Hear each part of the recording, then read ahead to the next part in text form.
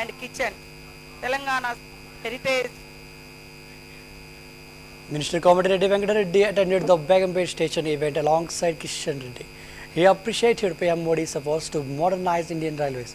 He urged the extension of MMTS services from Gatkiskar to Yadagiri-Gutta. Considering the high pilgrim footfall, he mentioned that MMTS will aid affordable travel for the poor. He requested Kishan Reddy to bring this proposal to PM Modi's attention for approval.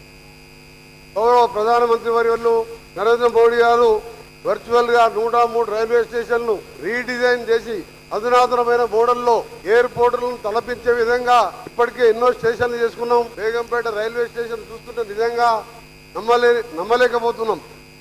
అదొక మనం చిన్నప్పటికెళ్ళి చూసే railway station అది. ఈరోజు redesign చేసిన తర్వాత దాన్ని చూస్తుంటే నిజంగా కూడా నమ్మలేని. ఇదే విధంగా దేశవ్యాప్తంగా రైల్వే స్టేషన్లు కానీ మాతరం పేరు మీద వచ్చే ట్రైన్స్ కానీ అన్ని ఈ 10 సంవత్సరాల్లో ఎన్నో మార్పులు తీసుకొచ్చినాం.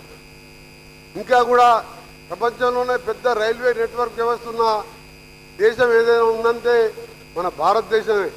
అలాంటిది దాన్ని పేద ప్రజలు వాడే, ఎందుకంటే పేదవాళ్ళు ఎక్కువ ట్రైన్లలో బస్సులలో ప్రయాణించేవారు.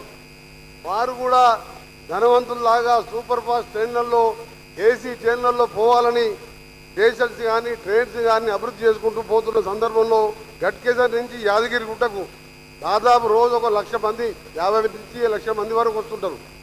ఎంఎంటీఎస్ ఎక్స్టెన్షన్ చేయాలి.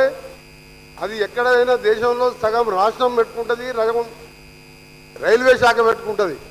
కానీ ఆ 10 ఏళ్లలో ఎన్నిసార్లు అడిగినా నేను ఎంపీగా పోయినసారి అప్పటి ప్రభుత్వం పట్టించుకోలే.